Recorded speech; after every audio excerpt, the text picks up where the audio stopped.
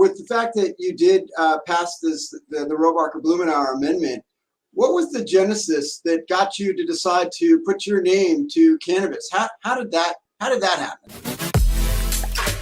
Hey everyone, welcome to our latest Trade to Black podcast, an interesting podcast here today as we get a taste of Washington and what goes on behind the scenes. So let's get right into it. Welcome in our first guest, a familiar face to the podcast, Rob Sechrist, president and co-manager of the Pelorus Capital Group. Rob, good to see you, sir.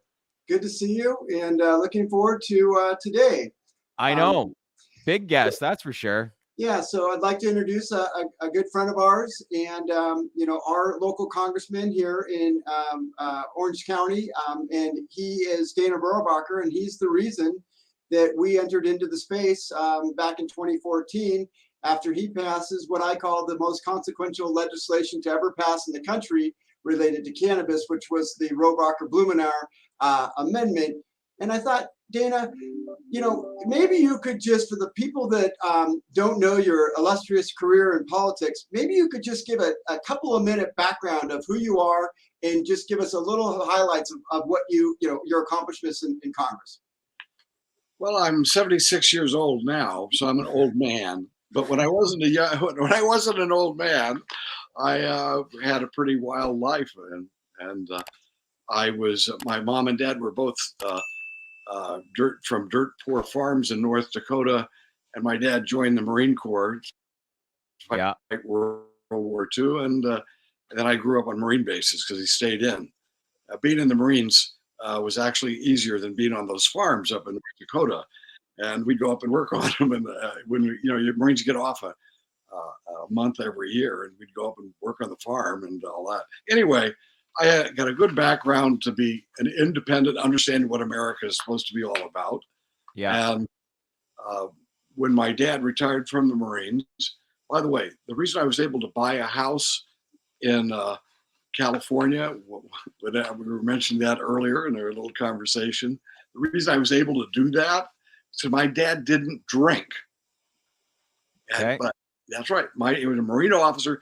If he, like all the other Marine officers, would have gone to the club, the officers' club, every night and drank, he wouldn't have had the money to give me to pay for the down payment on that house. Huh. And anyway, when we moved out to California, it happened to be about the same time that Ronald Reagan was running for governor the first time. And interesting. I got deeply involved in Young Americans for Freedom, which was a conservative youth organization, and I was still around, and I like it very much. And they, and anyway, I was involved with them, and then I got involved in the Reagan campaign for governor. But during that campaign, there was a big fight between the Young Republicans and the Youth and the Young Americans for Freedom faction in the Youth for Reagan. Okay. So anyway, what happened was they decided once Reagan won the primary, he was going to be the candidate then. They were going to eliminate Youth for Reagan and put all the young people into the adult organization, which was a disaster for those of us who were trying to organize on campus. And so I decided I had to go see Ronald Reagan. And I found out where he lived on Pacific Palisades. And at 4:00 in the morning, I went up and camped out in his back lawn. And out came Nancy about 6 or 7 o'clock in the morning, and the lights come on. What'd she have to say? Who are you? And I said, well, I'm with Youth for Reagan. I just have to talk to your husband. 5 minutes, just 5 minutes. And she says, oh, no. If he comes out, he'll spend 20 minutes or half an hour with you, and he'll miss his breakfast. Can't permit it. Now, if you leave right now, I'll make a deal with you. You can get a meeting with the campaign manager. And wow. So anyway, I figured that's all I was going to get. As I'm hiking down this long driveway and dragging my sleeping bag behind me, I hear, wait a minute. And it's Reagan. He's got shaving cream on his face and everything. No kidding. If you could spend the night in my back lawn, I can certainly spend some time with you. Now, what's the problem, man? And sure enough, from then on, the rest of my life, that was the biggest. As it turned out, that opened a door and changed my entire life. A man of principles, right? Well, he was a man of principle, and he was just a wonderful guy to get by. I think if I'd have been with a sleazy politician, I wouldn't have run for office myself at one point. He never let me down. And from that moment on, I was close to him I worked with him in all of his campaigns. I traveled with him. And when he was running for president, and then when he ran for governor, I ran for president and won. I went to the White House with him for 7.5 years as a special assistant to the president and one of the top speechwriters. That's amazing. Dana, it's just such an awesome story. It just goes to show what people can do from humble backgrounds in this country and where they can get to. With the fact that you did pass the Rohrabacher Blumenauer amendment, what was the genesis that got you to decide to put your name to cannabis? How did that happen? Yeah. Well, first of all, I was for freedom. I've always been for freedom because in North Dakota, where my family roots are, actually, people are pretty protective. They own their farm. They own their little farms. And my mom and dad both came from small farms in North Dakota. And so that's number one. You are a believer, and I believed then in liberty, which is what I think America is supposed to be all about: liberty for ordinary people. And so that was kind of my motive in getting involved in the cannabis issue. But I will have to admit, I sort of got pretty wild and crazy at times. I lived a pretty wild lifestyle when I was in college, and I went off to Vietnam for a couple months in 1967, and I was not an agent of the CIA, but I was working with the CIA in Vietnam. And when I got back, frankly, I was seeing what I saw. It didn't lead me to drink, but it certainly made it more comfortable to get loaded in marijuana. Okay. And but I will tell you, during that time period when I was smoking marijuana, had I been arrested and charged with a felony for possessing a baggie of marijuana, I would not have been able to, for example, be a speechwriter for the president and to smuggle him the speech that he gave when he said, "Tear down the wall." What's more important? So anyway, I however, quit smoking marijuana. Let me just note for the people to say, I got up one morning after a couple of years of being a hippie guy, consuming what I was consuming. And I got up, I remember I said, "Wow, man, what a bummer." And I said, "Wait a minute. Stupid people use that language, and I'm not stupid."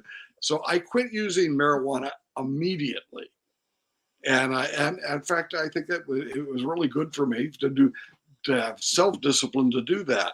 But had I been arrested, I wouldn't have been able to do anything else in my life. Right. And it would have destroyed my life. And I think I've accomplished great things. I was the chairman of the space subcommittee in the House of Representatives, and in the Science Committee in the House of Representatives.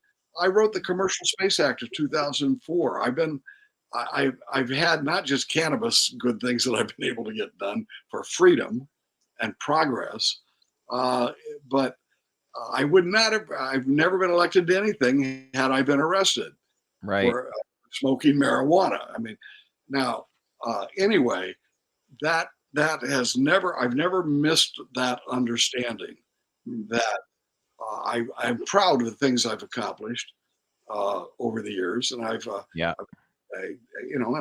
been fighting for freedom. And on my motto is this: fighting for freedom and having fun. I'm writing a book called "Fighting for Freedom and Having Fun." It sounds like there's a little bit of a cross between being a libertarian and being, and I know this about you, you're about states' rights, and the fact that you had some personal experience with it in your past. So with that being said, maybe you could give, the country is looking for, state policy to be deconflicted from federal policy. And one of the amendments that is coming through right now is I'm sure you've heard of safe banking. And I think that maybe you could provide some context of what it took to get the Rohrabacher Blumenauer amendment through at the time. And if you could get a little bit nuance into the process, so that we could take your successful ability to get it through, and maybe we can, by you educating us, we can have a better understanding of trying to decide for ourselves from the information we're getting from various senators and congressmen and committees and markups and things like that, if we think it might pass this Congress. Well, first of all, remember, you're not just talking about changing a vote on Capitol Hill. You're talking about making sure that you've got a political momentum built outside of Congress to accomplish your mission in Congress. Right. That makes sense to you. If you're just starting, we're going to make deals with these congressmen, we're going to give them a campaign donation or something like that, doesn't work. Okay. Not fundamental things, it doesn't. And whether or not people are going to be free to put cannabis in their body or not, that's a major decision as far as I'm concerned. And also, especially when it concerns medical use of marijuana. Now, I stopped smoking marijuana, as I said, after a couple of years because I didn't find it good for me. But I will tell you right now, I utilize marijuana in the sense that the CBD oil. I'm a surfer, okay? Yep. And I surfed all my shoulders away there, and I got metal shoulders. Well, it hurts sometimes, but if I put the CBD oil and salve on it, I don't have any more pain. My goodness, I'm able to sleep through the night because now, why is it anybody's consideration to take that away from, especially from seniors? So anyway, to answer your question is, we've got to make sure if we're get anything done, you have to mobilize people outside of the power structure to change the congressman. You don't just go and pay off the congressman in some way. Does the United States not have that momentum though right now, would you say? Because when you look at, people in favor of legalizing cannabis, the support is overwhelming, I would say, across the country, is it not? I think it is, but you see, it's not just the population. They have to be organized in the sense that that's who you go to your own congressman. So people will go to their congressman, and but not again as a lobbyist. Lobbyists, I don't think work. I mean, they'll write up things and I'm not a lobbyist, by the way, as you can tell, but what's important is for people to mobilize people to go and see their own congressman and talk to their own congressman. Not to send a lobbyist to make a deal with him.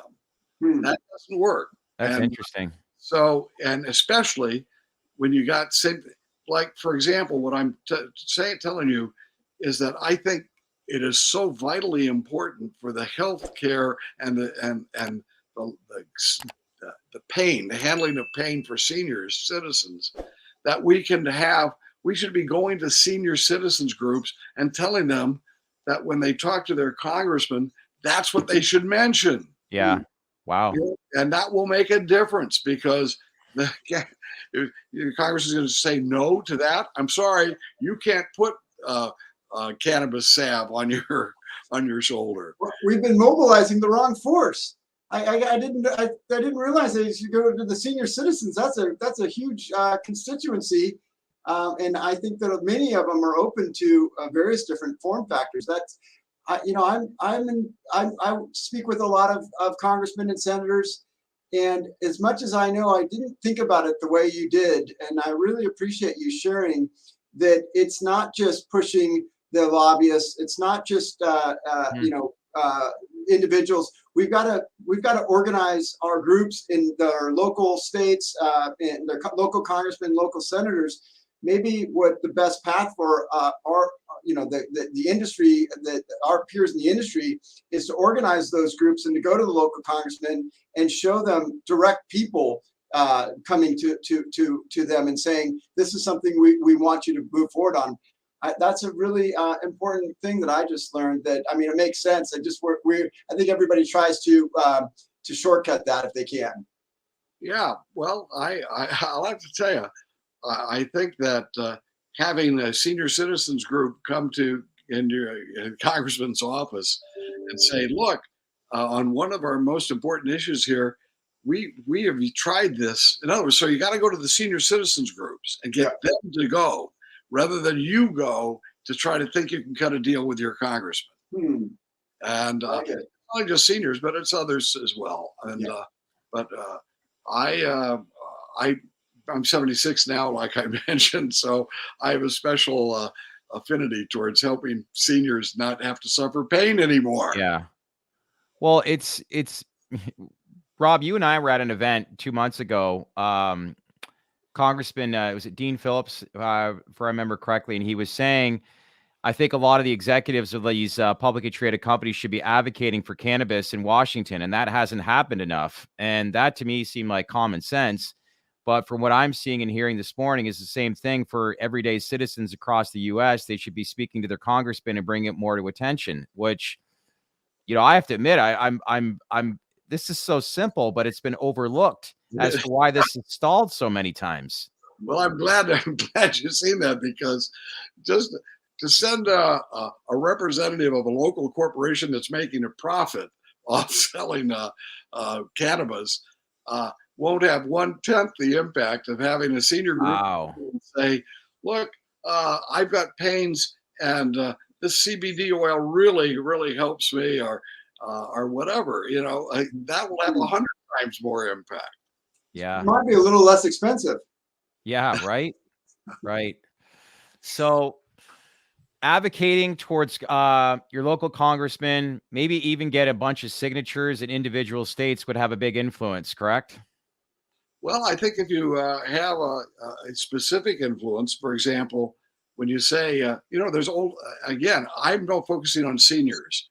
And I think that there are other groups, I'm sure, that, as we know, there are other medical purposes, just not just helping seniors, but there are other groups that are really aided with different elements of cannabis, and especially CBD. And I don't know. I don't know if THC has to be in it, but I think that when you have a medicine that has a little THC and a lot of CBD oil, it works. Yeah.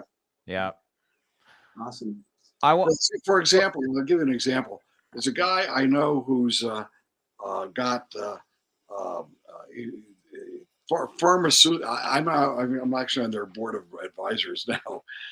Pharmacilio, and they have these things you put under your tongue, and it gets it, and it's a what do you call it? Anyway, sublingual. Yeah. You can go directly. It goes directly into the bloodstream rather than having to take other stuff with it. So you put it under your tongue, and within a short period of time, very quickly, it affects pain and calm, or some calming of your nerves in your neck or whatever. Yeah, that's I think that there's all kinds of constituencies out there that we could probably mobilize. Dana, you're probably, I know you're out in Maine, and you're kind of staying out of politics, but I was just curious, with the current safe banking legislation, do you still have any contacts? Do you have any opinion if this is going through, or any chatter from people that are still in Congress? Can you give us any insight if you have it? If you don't, fair enough. But I'm just curious if you have any insight on safety. Originally, the Rohrabacher FAR amendment, which is still in place, I'm very happy they keep renewing it. I'm very happy about that, even when I'm not there to. When that passed, I actually went around to there's about a 15-20 minute time period when it's being voted on the floor. I went around and talked to buttonholed about 20 people and got them to make sure they voted the right way. And it was, and I think I switched it over. But what we need to do is we need to make sure that, again, we're bringing people who are making those decisions. We're bringing them ordinary people rather than lobbyists. Right. That's Interesting. that's my advice there. Okay. Do you see a lot of parallels? Like you introduced the Rohrabacher Oh, farm. I know what I wanted to do. Yep. That is one thing that was really motivating me to get Rohrabacher Farm passed was the fact that they were going to come down on the banking industry. The banking industry was going to be shut off from the cannabis growers and the people who are producing cannabis and medical marijuana.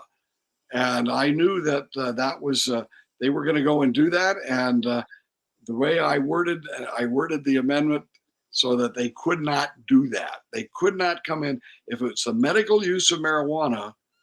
They can't go in and utilize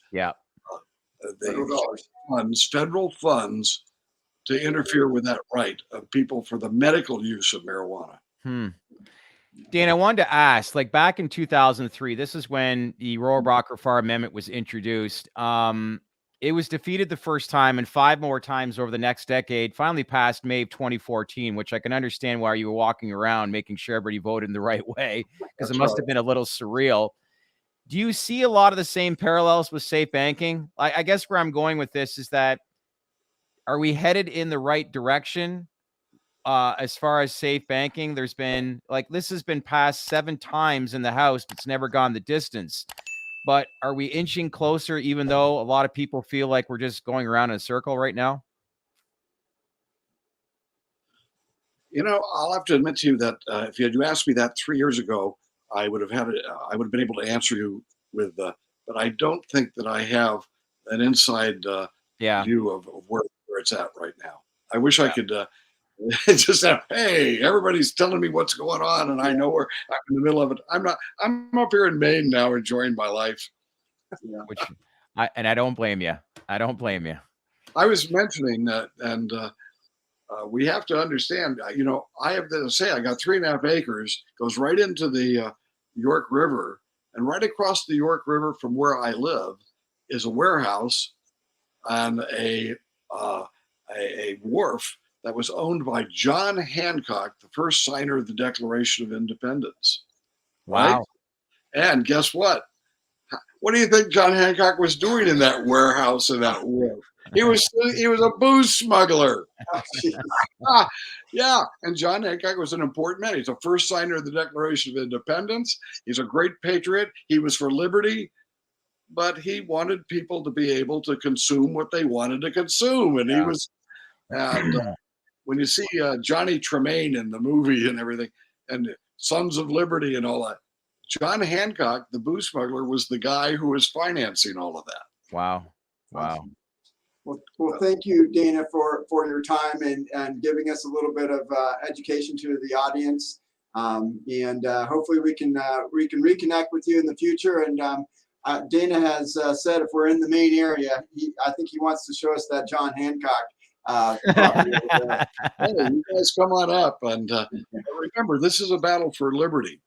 That's I became a pretty heavy libertarian. Everybody knows that. But I'm not an ideological person. If it doesn't make sense, I wouldn't be doing this. Yeah. But it makes no sense at all of putting young people in jail to protect them when it destroys their ability to have a good life. Yeah. Agreed. My goodness, why? If I would have been arrested when I was a young person, I never would have been able to accomplish. I never would have been able to work for the White House. That's for sure.